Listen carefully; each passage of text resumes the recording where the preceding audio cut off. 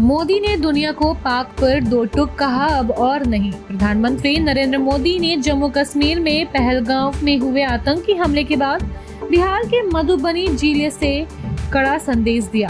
PM Modi ने झंझारपुर के विशेष स्थान में पंचायती राज दिवस के मौके पर गुरुवार को आयोजित रैली में पहलगाम हमले के बाद पहली बार अपनी बात जनता के सामने रखी।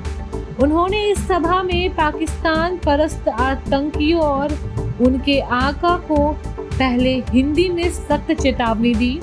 इसके बाद अपनी बात को अंग्रेजी में दोहराया और दुनिया भर के देशों एवं उनके नेताओं को भारत का साफ संदेश पहुंचा दिया कि पहलगाम के दोषियों को खोजकर उनके अंजाम तक पहुंचाया जाएगा। वक्त कम है, नीतीश सरकार को उखाड़ फेंकना है। तेजस्वी ने कार्यकर्ता सम्मेलन में दिए कई टिप्स। बिहार विधानसभा में नेता प्रतिपक्ष और राष्ट्रीय जनता दल के नेता तेजस्वी यादव ने एक बार फिर नीतीश सरकार पर हमला बोला और अपने कार्यकर्ताओं एवं समर्थकों से कहा कि 2025 के चुनाव में इस सरकार को उखाड़ फेंकना है। कार्यकर्ताओं को संबोधित करते हुए कहा कि पार्टी के संदेश को जन जन तक पहुंचाना है।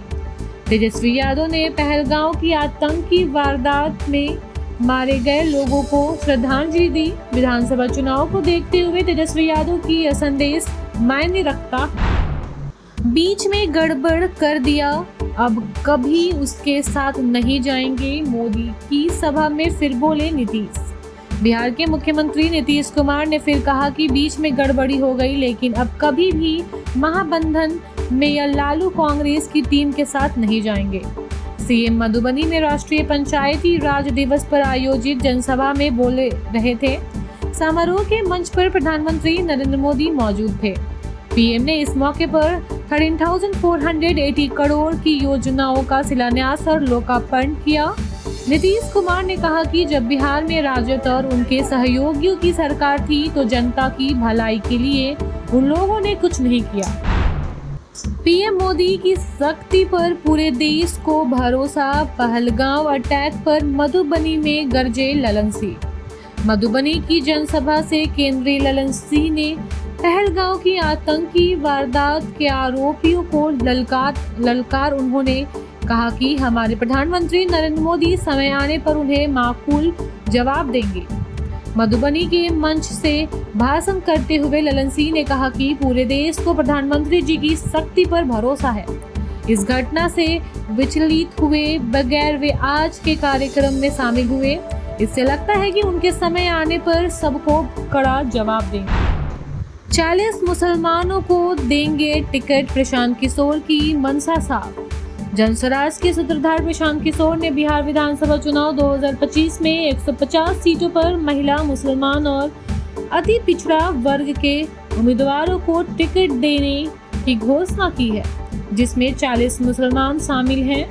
उन्होंने महिलाओं को 4% ब्याज पर ऋण और शराबबंदी हटाने का भी वादा किया।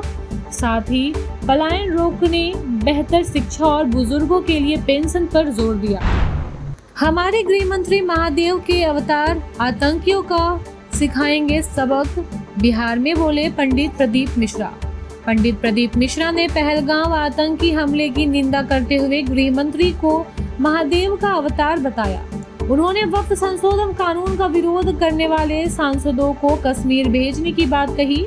मिश्रा ने पश्चिम बंगाल के हिंदुओं पर हो रहे अत्याचारों पर चिंता जताई और हिंदुओं को एकजुट होने का आह्वान किया। उन्होंने बच्चों को शस्त्र चलाने का ज्ञान देने पर जोर दिया। पहलगाम हमले पर विवादित पोस्ट करने वाले नौशाद से पटना धमाकों पर भी पूछताछ। झारखंड के बोकारो जिले में पहलगाम आतंकवादी हमले के संबंध में एक विवादास्पद सोशल मीडिया पोस्ट अपलोड करने के आरोप में नौशाद को गिरफ्तार किया गया।